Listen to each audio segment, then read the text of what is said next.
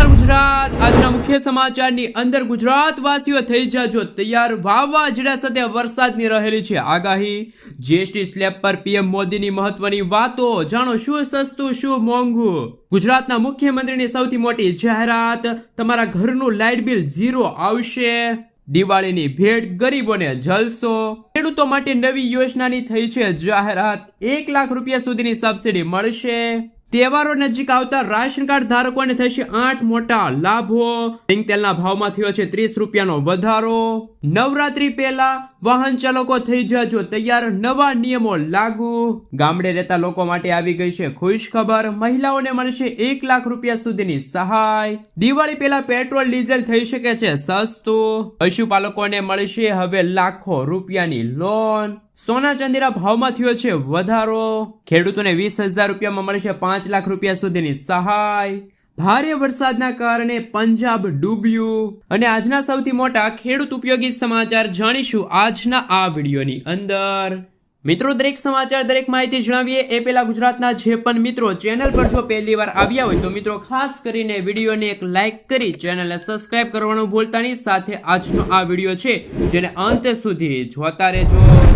મિત્રો, અત્યારના તાજા અને નવા હવામાન સમાચાર વિશે વાત કરીએ તો આગામી 100 કલાક માટે ગુજરાતવાસીઓ થઈ જાજો તૈયાર। 8 સપ્ટેમ્બર સુધી રાજ્યમાં ભારેથી ભારે વરસાદની આગાહી છે। દક્ષિણ ગુજરાતના જિલ્લાઓમાં તો સતત 3 દિવસ સુધી રેડ એલર્ટ છે, એટલે કે દક્ષિણ ગુજરાતના જિલ્લાઓમાં 8 થી 10 ઇંચ સુધીનો વરસાદ પડશે। જે બાદ સૌરાષ્ટ્રમાં પણ મુશળધાર વરસાદની આગાહી વ્યક્ત કરવામાં આવી છે। અંબાલાલ પટેલના જણાવ્યા અનુસાર બંગાળના ઉપસાગરમાં એક મજબૂત સિસ્ટમ બની છે, તે ગુજરાત તરફ આવી છે। આ સિસ્ટમના કારણે રાજ્યમાં સરેરાશ 3 થી લઈને 8 ઇંચ જેટલો વરસાદ પડશે અને અમુક વિભાગોમાં તો 10 ઇંચ સુધીના વરસાદ પડશે। સાથે સાથે પરેશ ગોસ્વામીનું કહેવું છે કે ગુજરાતમાં આગામી દિવસોની અંદર 15 ઇંચથી પણ વધુનો વરસાદ, અતિવૃષ્ટિનો વરસાદ છે ગુજરાતમાં જોવા મળશે। મિત્રો, દેશના સમાચાર વિશે વાત કરીએ તો જીએસટી સ્લેબ પર પીએમ મોદીની મહત્વની વાતો। તહેવારો પહેલા ખુશીનો બોનસ। જીએસટી હવે સરળ બન્યું છે। નવરાત્રી પહેલા અમલમાં મુકાયેલી નવી પેઢીના સુધારા। અર્થતંત્રને નવી તાકાત મળશે। ધનતેરસને નવી ચમક દેખાશે। ચીઝથી લઈને સાબુ સુધીની દરેક વસ્તુ સસ્તી થશે। ઓછા જીએસટીથી દરેક વર્ગને ફાયદો થશે। સરકાર સકારાત્મક પરિવર્તિત માટે તૈયાર છે। સમય સાથે પરિવર્તન જરૂરી છે। સ્વતંત્રતા પછીનો સૌથી મોટો પરિવર્તન। મિત્રો, ત્યારપછીના સમાચાર વિશે વાત કરીએ તો કેન્દ્ર સરકારે જીએસટી અંગે મોટી જાહેરાત કરી છે। કેન્દ્ર સરકારે સામાન્ય માણસ અને મધ્યમ વર્ગ માટે જીએસટી દરોમાં મોટી રાહત આપી છે। નાણામંત્રી નિર્મલા સીતારમણે બુધવારે જણાવ્યું હતું કે ઘણી રોજિંદા વસ્તુઓ પર જીએસટી દર 18% અથવા તો 12%થી ઘટીને 5% કરવામાં આવ્યા છે, એટલે કે હવે 12% અને 28% દરના સ્લેબ નાબૂદ કરવામાં આવ્યા છે। સરકાર દ્વારા ખૂબ જ મોટી જાહેરાત કરવામાં આવી છે। કેટલીક પ્રોડક્ટ્સ પર 0% જીએસટી લાદવાની જાહેરાત કરવામાં આવી છે, એટલે કે હવે 1 રૂપિયો પણ ટેક્સ લાગશે નહીં। આ નવો જીએસટી દર 22 સપ્ટેમ્બર 2025 થી અમલમાં આવશે। સરકારે તેને ઐતિહાસિક દિવાળી ભેટ ગણાવી છે। ઘરેલું બજેટમાં રાહત અને રોજિંદા વસ્તુઓ સસ્તી થવાના કારણે સામાન્ય લોકોને આનો સીધો લાભ મળશે। આવી સ્થિતિમાં જીએસટી ઝીરો થતા ગુજરાતવાસીઓને પણ દિવાળીની ઐતિહાસિક ભેટ મળી છે। સાથે સાથે મિત્રો આપને જણાવી દઈએ તો કે દિવાળીની ભેટ ગરીબોને જલસો। તહેવારોની સિઝનમાં લોકો મોટી ખરીદી કરતા હોય છે। આને ધ્યાનમાં રાખીને એસી, મોટી ટીવી, રેફ્રિજરેટર્સ, વોશિંગ મશીન જેવા ઉત્પાદનો પરના ટેક્સ 28%થી ઘટાડીને 18% કરવામાં આવ્યા છે। આ ઉપરાંત વ્યક્તિગત આરોગ્ય અને જીવન વીમા પોલિસી પર પણ જીએસટી સંપૂર્ણપણે નાબૂદ કરવામાં આવ્યો છે, જેનાથી વીમા કવરેજ વધુ સસ્તું અને સુલભ બનશે।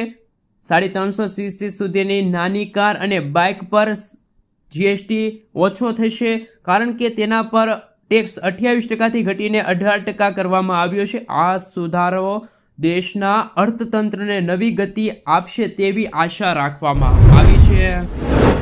મિત્રો તે પછીના સમાચાર વિશે વાત કરીએ તો જાણો કઈ તારીખે ખેડૂતોના ખાતામાં જમા થશે ₹2000નો 21મો હપ્તો. પ્રધાનમંત્રી કિસાન સન્માન નિધિ યોજના હેઠળ ખેડૂતોને નાણાકીય સહાય પૂરી પાડવામાં આવે છે.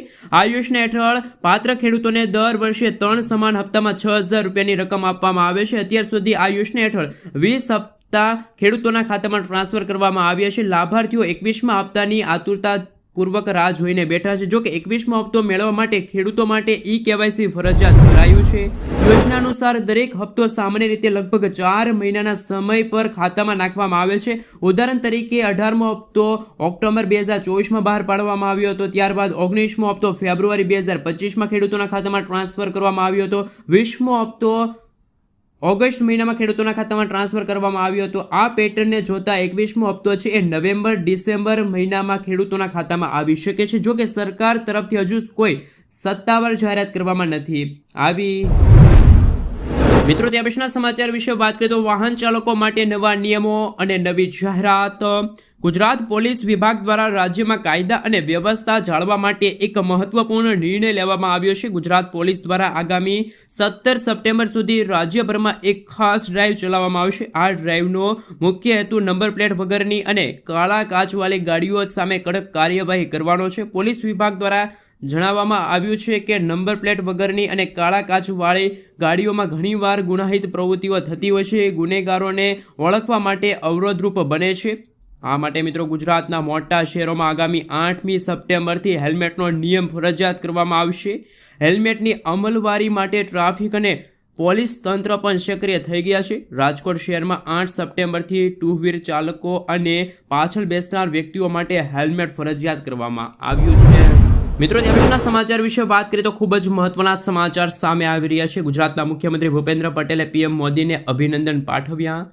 સીએમ ભૂપેન્દ્ર પટેલે વડાપ્રધાન નરેન્દ્ર મોદીને અભિનંદન પાઠવ્યા છે. તેમણે જણાવ્યું કે 140 કરોડ દેશવાસીઓને દિવાળીની ભેટ રૂપે નેક્સ્ટ જેન GST રિફોર્મ આપવામાં આવ્યો છે. નવા સુધારાથી MSME ખેડૂતો, મહિલાઓ અને યુવાનોને લાભ મળશે. સામાન્ય નાગરિકો પરનો વેરાનો બોજ ઘટશે અને ઇઝી ટુ લિવિંગમાં વધારો થશે. વડાપ્રધાન હંમેશા નાનામાં નાના માણસને ધ્યાનમાં રાખીને નિર્ણય કરે છે. મિત્રો તે પછીના સમાચાર વિશે વાત કરીએ તો ખેડૂતો માટે નવી યોજનાનો લાભ. અનાજના સંગ્રહ માટે મુખ્યમંત્રી પાક સંગ્રહ માળખું યોજના મહત્વપૂર્ણ બની છે. આ યોજના હેઠળ ખેડૂત તેમના ખેતરમાં ઓછામાં ઓછા 330 ચોરસ ફૂટનું ગોડાઉન બનાવી શકે છે. તેના માટે સરકાર દ્વારા 50% અથવા તો ₹1 લાખ સુધીની સબસિડી આપવામાં આવે છે. અગાઉ આ સબસિડી માત્ર ₹75,000 સુધીની મર્યાદામાં હતી, પરંતુ વર્ષ 2025 અંતર્ગત આ સહાયની રકમમાં વધારો થયો છે. ₹1 લાખ સુધીની છે. એ હવે પાક સંગ્રહ સ્ટ્રક્ચર યોજના અંતર્ગત ખેડૂતોને છે સબસિડી મળવા પાત્ર રહેશે. મિત્રો આગળના સમાચાર વિશે વાત કરીએ તો રાશન કાર્ડ ધારકો માટે નવા નિયમો લાગુ. રાશન કાર્ડ ધારકોને દર મહિને 5 કિલો મફત ચોખા અને ઘઉં આપવાની જોગવાઈ 1 સપ્ટેમ્બરથી અમલમાં આવી છે. રાશન કાર્ડ ધારકો માટે સસ્તા ભાવે અનાજ ઉપલબ્ધ કરવામાં આવ્યું છે. એટલે કે ચોખા ₹3 પ્રતિ કિલો અને ઘઉં ₹2 પ્રતિ કિલો અને અન્ય અનાજ છે એ ₹1 પ્રતિ કિલો જાહેર કરવામાં આવ્યો છે. 1 સપ્ટેમ્બરથી જ તમામ રાજ્યોમાં એક રાષ્ટ્ર એક રાશન કાર્ડ આવરી લેવામાં આવશે અને કામદારોને રાશન કાર્ડ દ્વારા એક રાષ્ટ્ર અને એક રાશનનો લાભ મળશે. રાશન કાર્ડ ધારકોને પ્રધાનમંત્રી ઉજ્જવલા યોજના હેઠળ સસ્તા દરે LPG ગેસ સિલિન્ડર આપવામાં આવશે. સાથે સાથે મિત્રો આગળ વાત કરીએ તો રાશન કાર્ડ ધારકો માટે આયુષ્યમાન ભારત યોજના હેઠળ પ્રાથમિકતા આપવામાં આવશે. જેની પાસે રાશન કાર્ડ છે એ સરકારી યોજનામાં જરૂરી દસ્તાવેજ તરીકે પણ રાશન કાર્ડનો ઉપયોગ કરી શકે છે. રાશન કાર્ડ ધારકોને PM જીવન જ્યોતિ વીમા યોજના હેઠળ ₹2 લાખ સુધીનો વીમા અને જીવન અકસ્માત વીમો મળવાપાત્ર રહેશે. આ અંતર્ગત એટલે કે રાશન કાર્ડ ધારકોને ના બાળકોને શિક્ષણ અને શિષ્યવૃત્તિ પણ આપવામાં આવશે.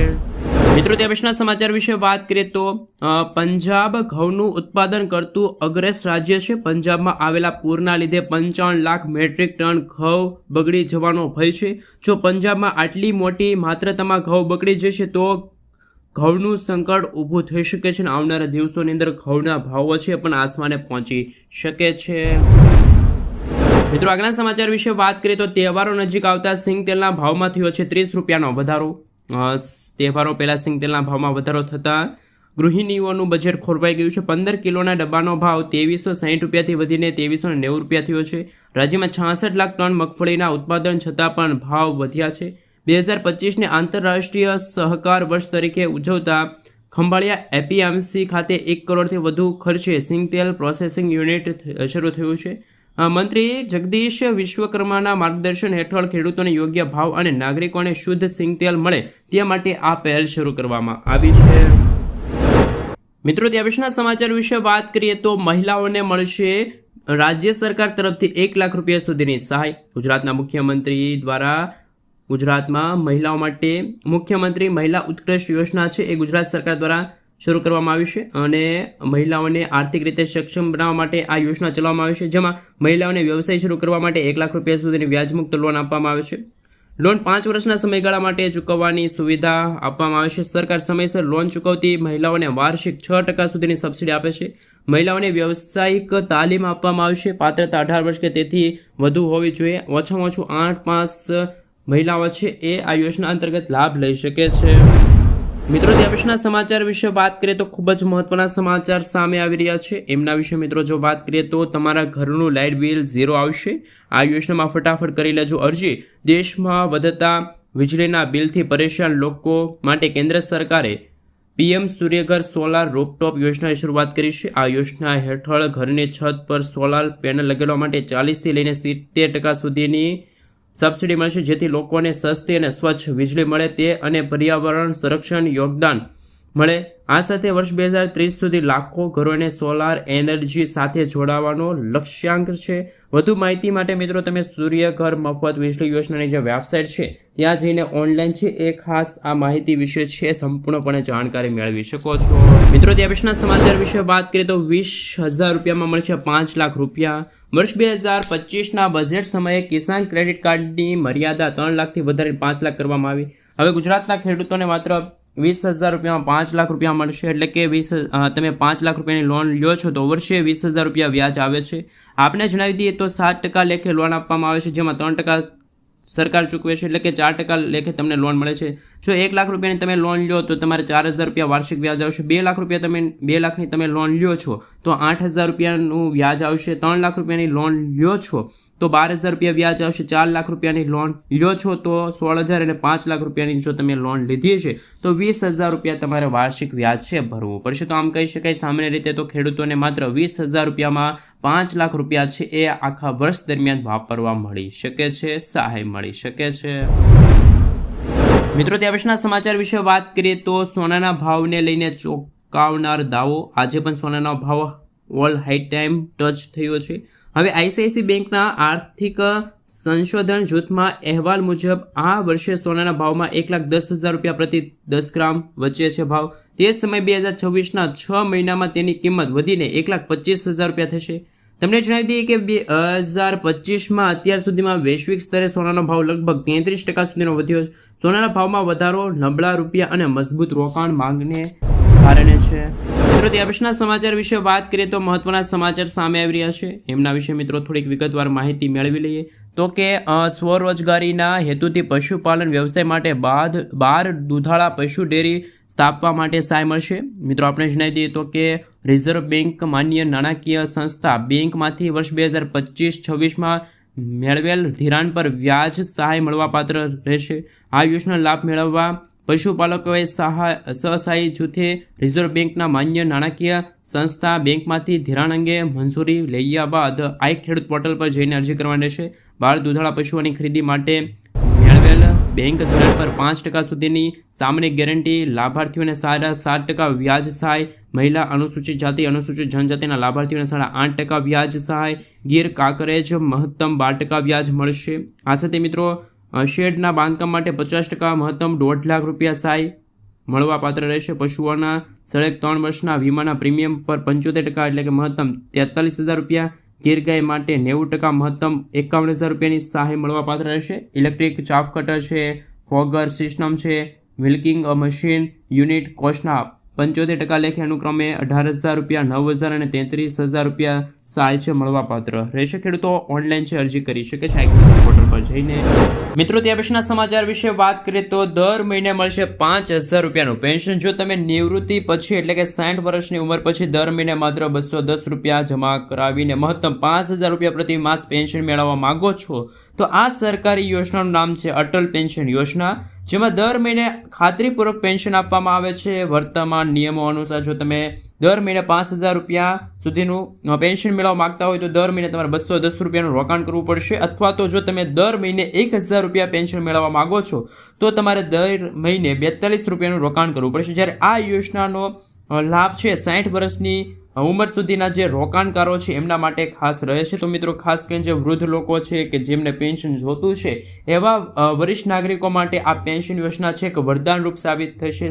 જ્યારે તમારી ઉંમર 60 વર્ષની ઉંમર પછી વીતી જશે ત્યાર પછી તમને 5,000 રૂપિયાનું પેન્શન છે કે જે દર મહિને મળવા પાત્ર રહેશે.